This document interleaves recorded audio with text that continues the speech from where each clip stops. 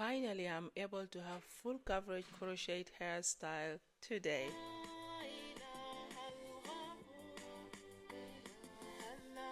Hello DIY families. In today's video, I'm going to show you how to have a full coverage crochet installation on your hairstyle.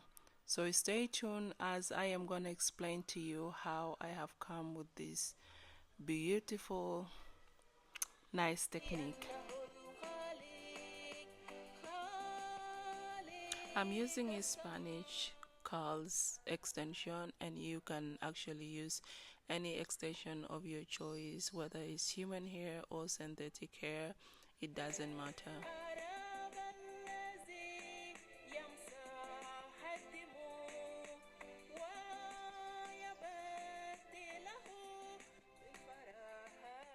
The video is 9 minutes long, but in this video I'm going to show you how I have done this. So basically I'm going to be repeating the same thing over and over again as we're going. So for those who might not understand the first one, the second one you understand.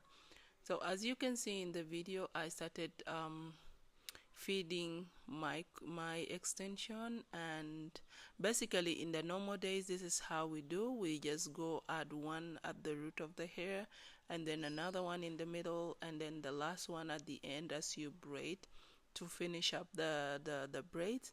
But today, as you can see, I guess you already noticed that something is different, because since we started here, I'm still adding and adding at the root. So basically what I did here is I added 4 extension at each box, or for each braid. Each braid at the root I add 4 extension.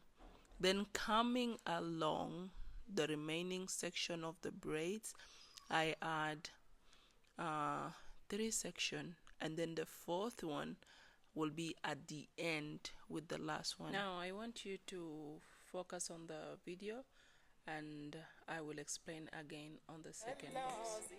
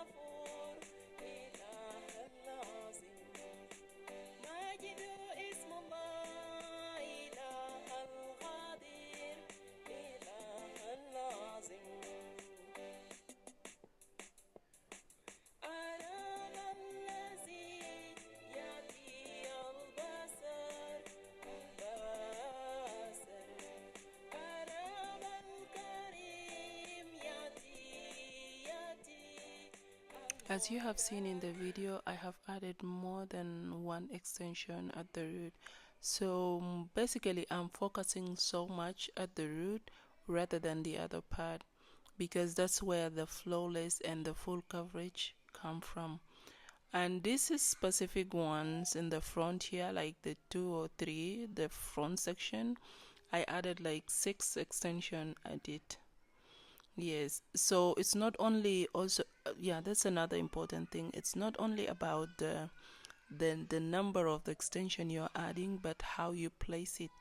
You can see clearly on the video I was looking at the place where I could add the extension, because all the 4 corners of the braid, it should be covered, and every hair around it should be covered. So you can go as much as you can. It is not must to be 6 pieces, or you can even add more or less. It depends on what you see or how you feel, whether your hair is covered well or not. And then I went in at the normal basis, like I said earlier. You add maybe one in the middle, and then the end one where you can see right now, like you are closing the braid with the one. But I added like 3. I add 3 extension in the middle before I close the braid with another extension.